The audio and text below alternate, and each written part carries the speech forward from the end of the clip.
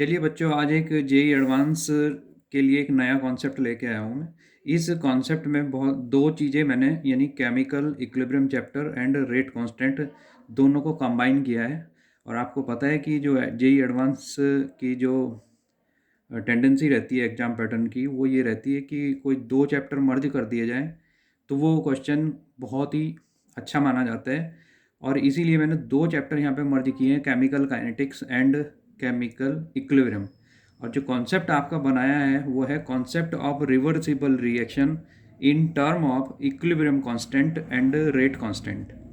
तो इसमें हमने क्या किया कि एक रिएक्शन हमने कंसिडर की है, R reactant gives product P, और जो फॉरवर्ड डायरेक्शन का रेट कांस्टेंट है वो के एफ है एंड बैकवर्ड डायरेक्शन का रेट कांस्टेंट के बी है। इसमें मैंने यहाँ पे ऑर्डर ऑफ रिएक्शन भी लिखा है कि order of reaction equal to 1, यानी दोनों डायरेक्शन में फॉरवर्ड एंड बैकवर्ड डायरेक्शन में जो ऑर्डर ऑफ रिएक्शन है वो 1 है। मैंने इस ऑर्डर ऑफ रिएक्शन के ऊपर जो अलग अलग केस हो सकते हैं, यानी सेकेंड हो सकती है या फिर उससे आगे, वो हम नेक्स्ट वीडियो में उसका कॉन्सेप्ट क्लियर करेंगे। लेकिन अभी हम यहाँ पे ये मान सकते हैं कि ऑर्डर ऑफ रिएक्शन 1 है। इस पॉइंट को भी नोट किया जा सकता है कि आगे इसके ऊपर भी क्वेश्चन बन सकते हैं कि इसमें आप अलग अलग फॉर्म करोगे अगर, तो क्या कॉन्सेप्ट बनेगा। अभी हमने ऑर्डर ऑफ रिएक्शन 1 के हिसाब से एक कॉन्सेप्ट तैयार किया है। इसके हमने दो केस लिए हैं इसमें, case number 1, case number 2। Case number 1 and 2 दोनों में से किसी के भी ऊपर कोई न्यू प्रॉब्लम बन सकती है।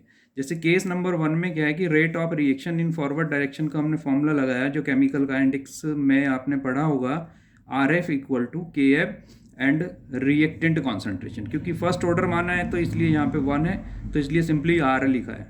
और इस कंडीशन में अगर मैं के सी लिखूँ तो के सी, क्योंकि इक्विलिब्रियम की कंडीशन भी है यहाँ पे, तो पी अपॉन आर, तो पी अपॉन आर लिख लिया हमने। एंड वी नो दैट के सी इक्वल टू के एफ अपॉन के बी, यानी rate constant in forward direction upon rate constant in backward direction. अब प्रॉब्लम जो यहाँ पे बनती है वो अब शुरू होती है।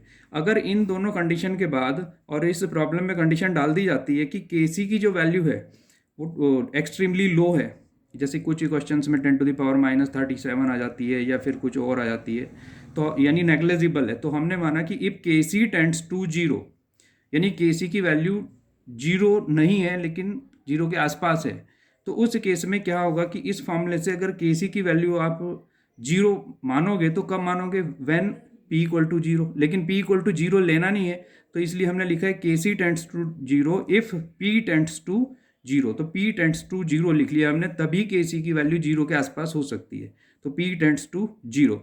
और इस केस में के सी टेंड्स टू जीरो अगर होगा तो वो तभी हो सकता है जब के एफ टेंड्स टू जीरो होगा। तो इन दोनों कंडीशन से ये पॉइंट निकला, if K F tends to zero तो आर एफ यानी rate of reaction in forward direction tends to zero. तो अगर रेट ऑफ फॉरवर्ड डायरेक्शन आप कहते हो जीरो के आसपास है, माने है तो जीरो नहीं है, क्योंकि इक्विलिब्रियम स्टेब्लिश है तो जीरो तो नहीं मान सकते, तो R F tends to zero.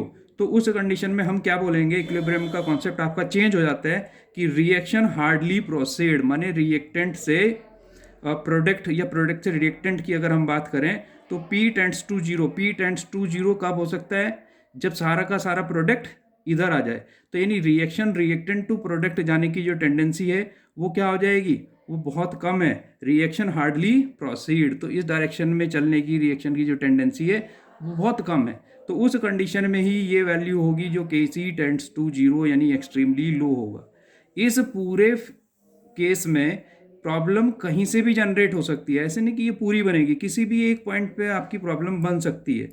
वो आपको अपनी फ्रीक्वेंसी के ऊपर सोचना है, और इससे अलग भी आप इसी टॉपिक के ऊपर, इसी कॉन्सेप्ट के ऊपर, इसी पॉइंट में 2 या 3 प्रॉब्लम जनरेट कर सकते हो। ऑर्डर ऑफ रिएक्शन में आप चेंज कर सकते हो अपने आप से। आपको पता है जेईई एडवांस में अपने आप से प्रॉब्लम आपको बनानी आनी चाहिए, वो आप बना सकते हो। इसलिए बाकी कॉन्सेप्ट मैंने आपके ऊपर छोड़ दिया कि आप किस फ्रीक्वेंसी के ऊपर जाके काम करते हो। अब केस सेकंड बिल्कुल इसके अपोजिट है, इसमें वही कंडीशन हमने ली, लेकिन के सी की जो वैल्यू ली इसमें, के सी टेंड्स टू इन्फिनिटी। अगर के सी टेंड्स टू इन्फिनिटी होगा तो के सी इन्फिनिटी कब हो सकता है, जब आर की वैल्यू क्या हो जाए, R tends to zero. R tends to zero, या फिर इस केस में के बी टेंड्स टू जीरो। तो अगर के बी की वैल्यू जीरो हो जाए तो आर बी यानी rate of reaction in backward direction क्या होगा, वो टेंड्स टू जीरो होगा। तो वो क्या बताएगा आपको उस केस में, रिएक्शन प्रोसीड्स ऑलमोस्ट कंप्लीशन, माने रिएक्शन आपकी पूरी की पूरी प्रोडक्ट की तरफ जा रही है, कंप्लीशन की तरफ है।